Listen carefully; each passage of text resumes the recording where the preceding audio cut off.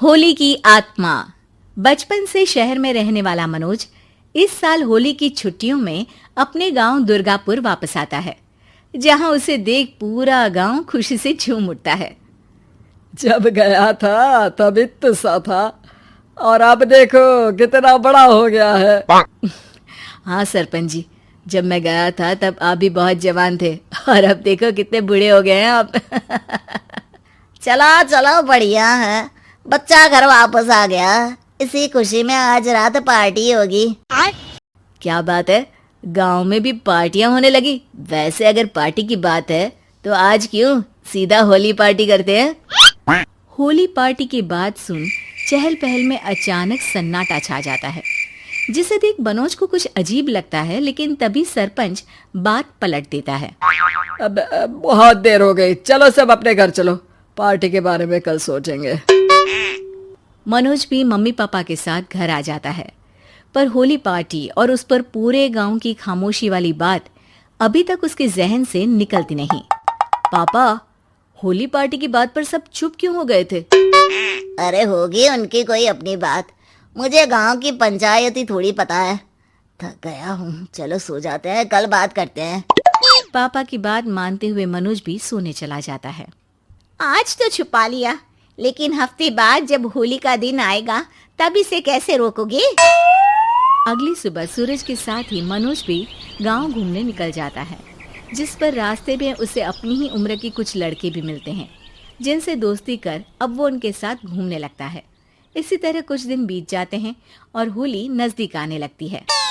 दोस्तों, होली में 4 दिन ही बचे हैं, पर गांव में उसकी कोई तैयारियां क्यों नहीं दिख रही? क्योंकि यहाँ होली नहीं मनाई जाती। अरे पर ऐसा क्यों? वो राजा भूषण। अरे तुम 4 दिन के लिए आए हो, क्या इतना सोच रहे हो? चलो कुछ खाने चलते हैं। इसी के साथ एक बार फिर होली की बात को टलते हुए देख मनोज को शक होने लगता है। वो घर पहुंचते ही इंटरनेट पर अपने गांव और राजा भूषण के बारे में जानकारी निकालने लगता है। क्या? मुझे आज तक ये नहीं पता था। ऐसा कैसे? किसी ने मुझे कुछ बताया क्यों नहीं? सारी जानकारी लेने के बाद मनोज गांव वालों या अपने मम्मी पापा से कुछ पूछे बिना खुद ही उसकी सच्चाई के बारे में छानबीन करने लगता है, जिसके चलते वो राजा भूषण की हवेली में पहुंचता है। वाह, क्या हवेली है यार। पर क्या यहाँ सच में कोई भूत है? अच्छा। हेलो भूत जी, कोई है क्या? हम इस साल गांव में होली सेलिब्रेट कर रहे हैं, क्या आप उस पर थोड़ा इंटरव्यू देंगे? मनोज के ऐसा बोलते ही गांव में तूफान उठ जाता है और हवेली में रखी सारी चीजें हिलने लगती है। एक अदृश्य शक्ति मनोज को धक्का देकर हवेली से बाहर निकाल दरवाजा बंद कर लेती है। ये सब देख मनोज हैरान रह जाता है। क्या अभी मुझे हवा ने धक्का देकर बाहर निकाल दिया? मेरे होते हुए इस गांव में कभी होली नहीं मन सकती, इसलिए दोबारा ऐसी कोशिश भी मत करना, अंजाम बुरा होगा। आवाज सुन मनोज हैरानी से इधर उधर देखने लगता है, पर उसे कोई दिखाई नहीं देता। वो गांव वापस आ जाता है, जहां तूफान की वजह से सब कुछ तहस महस हो चुका होता है। आखिर ये तूफान आया कैसे? ना ऐसा कोई मौसम था और ना ही हमने होली का त्योहार मनाने की बात की थी। सरपंच की बात पर कोई रिएक्शन दिए बिना मनोज चुपचाप अपने घर चला जाता है। इस तरह देखते ही देखते होली का दिन भी आ जाता है और मनोज रंग लेकर गांव में निकल जाता है, लेकिन गांव पूरी तरह खाली होता है। अरे त्योहार का दिन है, धूमधाम की जगह मातम क्यों मनाया हुआ है? मनोज की आवाज सुन सब अपने घर की खिड़कियां खोल के घर के अंदर से ही उसे वापस जाने के लिए कहने लगते हैं, पर वो किसी की नहीं सुनता।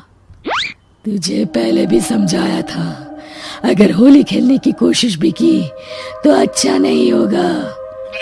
अरे बात मान लो बेटा, तुम्हें सच नहीं पता। मुझे सब पता है। सालों पहले इस राजा ने एक अंधविश्वास फैलाया और आप लोग आज तक उसे मानते आ रहे हो।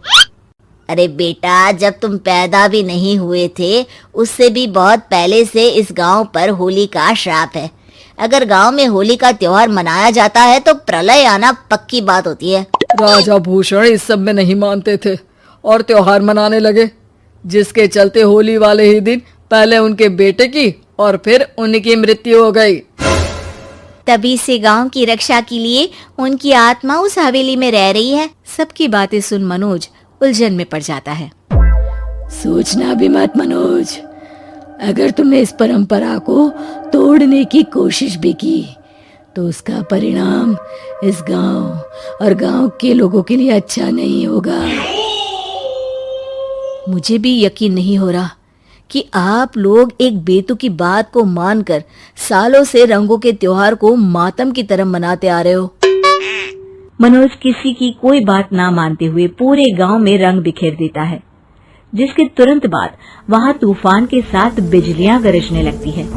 अचानक मौसम में ऐसा बदलाव देख जहां मनोज कंफ्यूजन में आ जाता है, वहीं गांव वाले डर से सहम जाते हैं।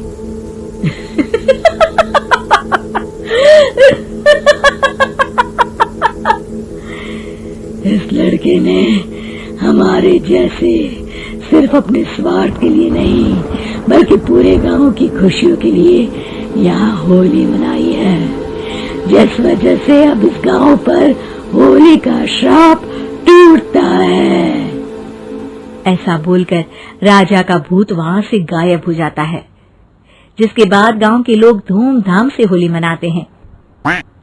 खुशियों के रंग गांव में बिखरे ही होते हैं कि अगली सुबह अचानक मनोज कहीं गायब हो जाता है और एक बार फिर गांव में होली का नया राज शुरू हो जाता है।